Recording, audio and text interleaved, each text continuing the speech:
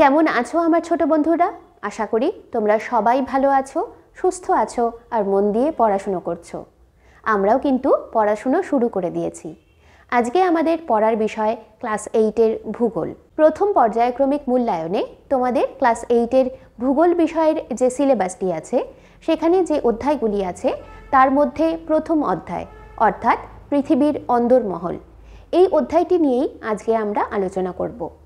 তোমরা যারা আমার সিলেবাস এবং নাম্বার বিভাজনের ভিডিও দেখেছো তারা জানো এই অধ্যায়টি থেকে কিন্তু তোমাদের বেশ কিছু ছোট প্রশ্ন ও বড় প্রশ্নের উত্তর করতে হবে। সেই রকমই বেশ কিছু ছোট প্রশ্ন নিয়ে আজকে আমাদের ক্লাস। আজকের ক্লাসে তোমরা এই অধ্যায় থেকে আসতে পারে এমন অনেক ছোট প্রশ্ন ও তার উত্তর পেয়ে যাবে। খুব ভালোভাবে মন দিয়ে এই প্রশ্ন উত্তরগুলি তোমরা বাড়িতে তৈরি করো, কারণ সামনের পরীক্ষায় কিন্তু এখান থেকেই তোমাদের প্রশ্ন আসবে। তবে এই অধ্যায়টি থেকে কিন্তু অনেক ছোট প্রশ্ন ও উত্তর হতে পারে, তাই একটি ক্লাসের একটি ভিডিওতে সব প্রশ্নের উত্তর দেওয়া সম্ভব নয়। সেই জন্য আমি এই ক্লাসটিকে দুটি ভাগে ভাগ করেছি। আজকে এই ক্লাসটির পার্ট 1, অর্থাৎ তোমরা আজকের ক্লাসে বেশ কিছু ছোট প্রশ্ন ও তার উত্তর পেয়ে যাবে, এবং পরের দিনের আরও একটি ক্লাস হবে পার্ট 2-এর ক্লাস, যেখানে আরও বেশ কিছু ছোট প্রশ্ন ও তার উত্তর তোমরা পাবে। এই দুটি ক্লাসে যতগুলি ছোট প্রশ্ন ও উত্তর দেওয়া হবে এই প্রত্যেকটিই কিন্তু তোমাদের জন্য খুবই গুরুত্বপূর্ণ। তাই এই দুটি ক্লাসের প্রত্যেকটি প্রশ্ন ও উত্তর তোমরা বাড়িতে খুব ভালোভাবে মন দিয়ে তৈরি করো, কারণ এখান থেকেই কিন্তু সামনের পরীক্ষায় তোমাদের প্রশ্ন আসতেই পারে। তাহলে চলো দেখে নিই প্রশ্ন উত্তরগুলো।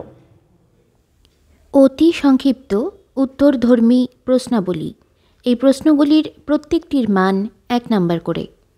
প্রথম প্রশ্ন, পৃথিবীর ব্যাসার্ধ কত? উত্তর 6370 কিলোমিটার। 2 নম্বর প্রশ্ন, পৃথিবী পৃষ্ঠ থেকে তার কেন্দ্রের দূরত্ব কত? উত্তর 6370 কিলোমিটার। 3 নম্বর প্রশ্ন, পৃথিবীর গভীরতম খনি রবিনসন দ্বীপের গভীরতা কত? উত্তর 3 থেকে 4 কিলোমিটার।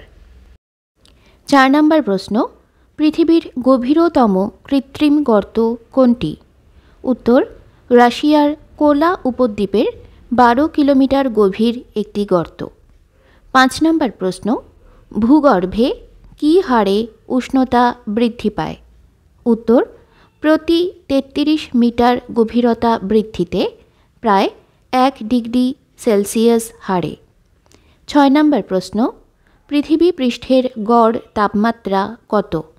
উত্তর 15 ডিগ্রি সেলসিয়াস।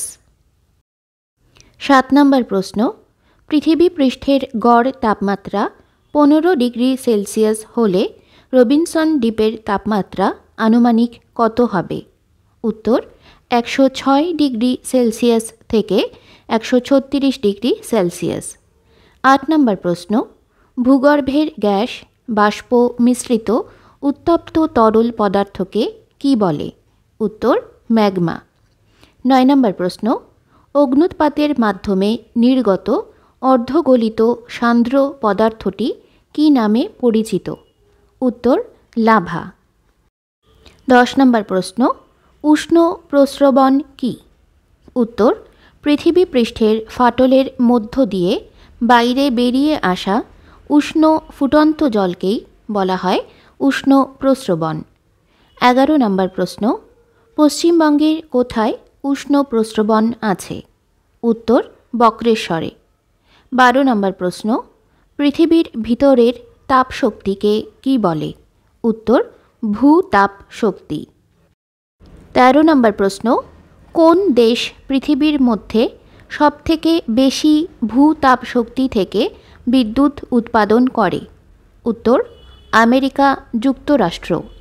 14 নম্বর প্রশ্ন, আইসল্যান্ডের বিদ্যুৎ চাহিদার কত শতাংশ ভূতাপ শক্তির দ্বারা মেটানো হয়? উত্তর 30%। 15 নম্বর প্রশ্ন, ভূপৃষ্ঠের গড় ঘনত্ব কত? উত্তর 2.6 থেকে 3.3 গ্রাম প্রতি ঘন সেন্টিমিটার। 16 নম্বর প্রশ্ন, পৃথিবীর কেন্দ্রের কাছে পদার্থের গড় ঘনত্ব কত? উত্তর 11 গ্রাম প্রতি ঘন সেন্টিমিটার। 17 নম্বর প্রশ্ন, কৃত্রিম উপগ্রহের বিচারে সামগ্রিকভাবে পৃথিবীর গড় ঘনত্ব কত? উত্তর 5.5 গ্রাম প্রতি ঘন সেন্টিমিটার। 18 নম্বর প্রশ্ন, চাপ বাড়লে পদার্থের ঘনত্বের কী পরিবর্তন হয়? উত্তর চাপ বাড়লে পদার্থের ঘনত্ব বাড়ে। 19 নম্বর প্রশ্ন, ভূমিকম্পের তরঙ্গগুলিকে কয় ভাগে ভাগ করা যায় ও কী কী? উত্তর 2 ভাগে, পি তরঙ্গ বা প্রাথমিক তরঙ্গ ও এস তরঙ্গ বা গৌণ তরঙ্গ। 20 নম্বর প্রশ্ন, কঠিন ও তরল যে কোনো মাধ্যমের মধ্যে দিয়ে প্রবাহিত হতে পারে কোন তরঙ্গ? উত্তর পি তরঙ্গ। 21 নম্বর প্রশ্ন, শুধুমাত্র কঠিন মাধ্যমের মধ্যে দিয়ে প্রবাহিত হয়, কিন্তু তরল বা অর্ধতরল মাধ্যমের মধ্যে দিয়ে প্রবাহিত হতে পারে না কোন তরঙ্গ? উত্তর এস তরঙ্গ। 22 নম্বর প্রশ্ন, পৃথিবীর অভ্যন্তরকে প্রধানত কয় ভাগে ভাগ করা যায়? সেগুলি কি কি? উত্তর 3 ভাগে, ভূত্বক বা ক্রাস্ট, গুরুমণ্ডল বা ম্যান্টেল এবং কেন্দ্রমণ্ডল বা কোর। 23 নম্বর প্রশ্ন, ভূত্বক বলতে কি বোঝো? উত্তর পৃথিবীর সবচেয়ে বাইরের যে স্তরটি অত্যন্ত পাতলা এবং বিভিন্ন প্রকার শিলা ও নানা খনিজে সমৃদ্ধ তাকে ভূত্বক বলে। 24 নম্বর প্রশ্ন, গুরুমণ্ডল বলতে কি বোঝো? উত্তর ভূত্বক ছাড়িয়ে পৃথিবীর অভ্যন্তরে প্রায় 2900 কিলোমিটার পর্যন্ত বিস্তৃত স্তরটিকে বলে গুরুমণ্ডল। 25 নম্বর প্রশ্ন, কেন্দ্রমণ্ডল বলতে কি বোঝো?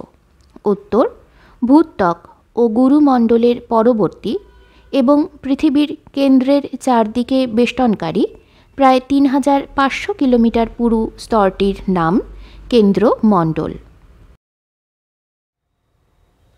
তোমরা দেখলে প্রশ্ন উত্তরগুলি? আশা করি প্রশ্ন উত্তরগুলি তোমাদের ভালো লেগেছে। এই প্রশ্ন উত্তরগুলি তোমাদের সামনের পরীক্ষার জন্য খুবই গুরুত্বপূর্ণ। প্রথম পর্যায়ক্রমিক মূল্যায়নে এখান থেকে তোমাদের প্রশ্ন আসতেই পারে, তাই প্রত্যেকটি প্রশ্ন ও উত্তর তোমরা বাড়িতে খুব ভালোভাবে তৈরি করো। আজকে আমি এখানেই শেষ করব, তবে শেষ করার আগে তোমাদের কাছে আমার একটি বিশেষ অনুরোধ।